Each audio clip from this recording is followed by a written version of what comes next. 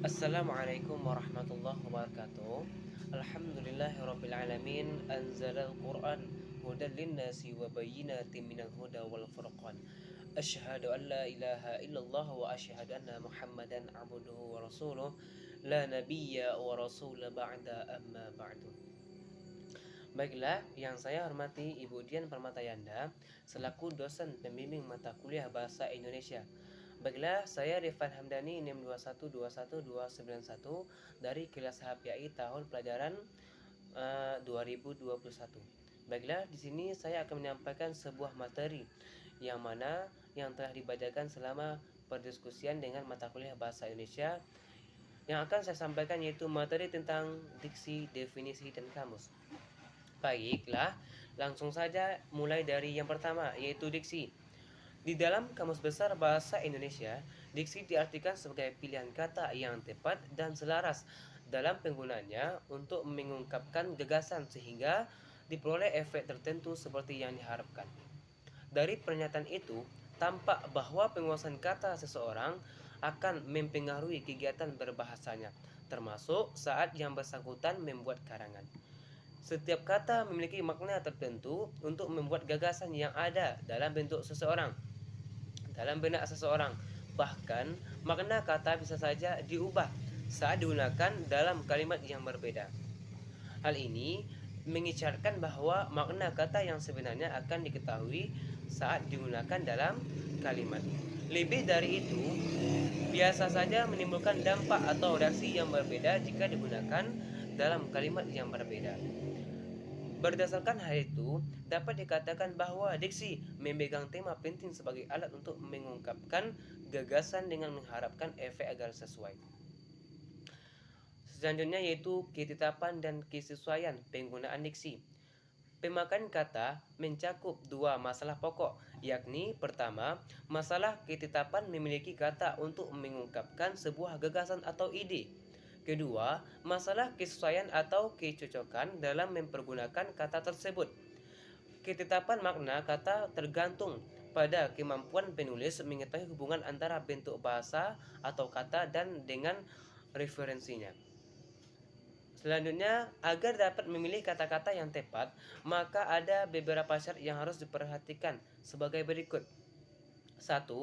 Kita harus bisa membedakan secara cermat kata-kata denitatif atau konotatif, bersinonim dan hampir bersinonim, kata-kata yang mirip dan dalam ejaannya seperti bawah-bawah, kooperasi atau korporasi, intervensi atau interferensi. 2. Hindari kata-kata ciptaan sendiri atau mengutip kata-kata orang terkenal yang belum diterima di masyarakat. 3. Waspadalah dalam menggunakan kata-kata yang berakhiran asing atau bersufik bahasa asing seperti kultur atau kultural, biologi, biologis, idiom, idiomatik, strategi, strategis, dan lain-lain. 4. Kata-kata yang menggunakan kata depan harus digunakan secara idiomatik. Seperti kata ingat harus ingat akan, bukan ingat terhadap, membahayakan sesuatu bukan membahayakan bagi, takut akan bukan takut sesuatu. 5. Kita harus membedakan kata khusus dan kata umum. 6. Kita akan memperhatikan perubahan makna yang terjadi pada kata-kata yang sudah dikenal. 7. Kita harus memperhatikan kelangsungan pilihan kata. Selanjutnya, agar usaha mendaya gunakan teknik penceritaan yang menarik lewat pilihan kata, maka diksi yang baik harus 1. Tepat memilih kata untuk mengungkapkan gagasan atau hal yang diamanatkan. 2. Untuk memilih tepat seseorang pengarang harus mempunyai kemampuan untuk membedakan secara tepat nuansa-nuansa makna sesuai dengan gagasan yang ingin disampaikan dan kemampuan untuk menemukan bentuk yang sesuai dengan situasi dan nilai rasa pembacanya. 3. Pilihan kata yang tepat dan sesuai hanya mungkin kalau ia menguasai sejumlah besar kosakata yang dimiliki masyarakat, serta mampu pula menggerakkan dan mendayagunakan kekayaannya itu menjadi jaring-jaring kalimat yang jelas dan efektif.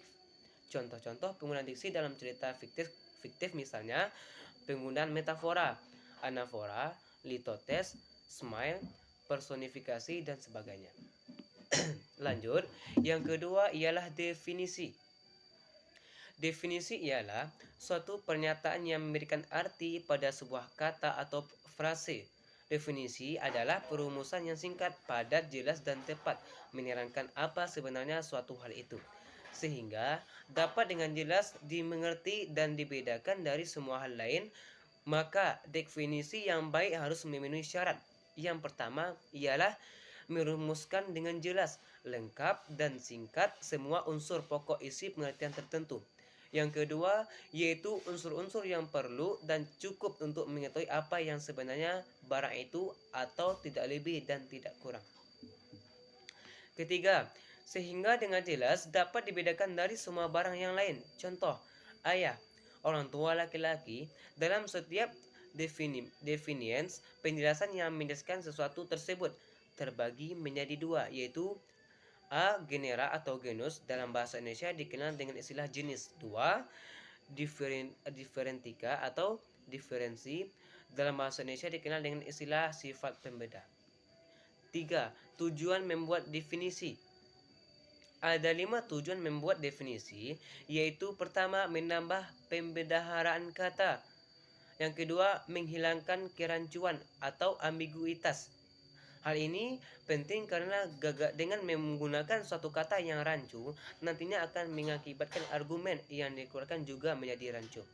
3. Memperjelas arti suatu kata. 4. Menjelaskan secara teoritis. 5. Mengaruhi tingkah laku. Selanjutnya yaitu ialah jenis-jenis definisi. Yang pertama, definisi nominal. Suatu jenis definisi yang baru sama sekali atau memberikan suatu arti baru pada kata yang sudah lama ada. Dan definisi ini merupakan satu cara untuk menjelaskan sesuatu dengan menguraikan arti katanya. Contoh, madrasah adalah sekolah agama bagi orang muslim.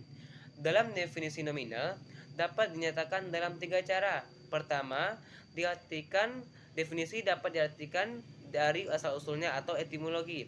Contoh, filsafat yaitu dari philos yang berarti pencinta atau sophia yang berarti kebijaksanaan dari arti filsafat atau pecinta kebijaksanaan.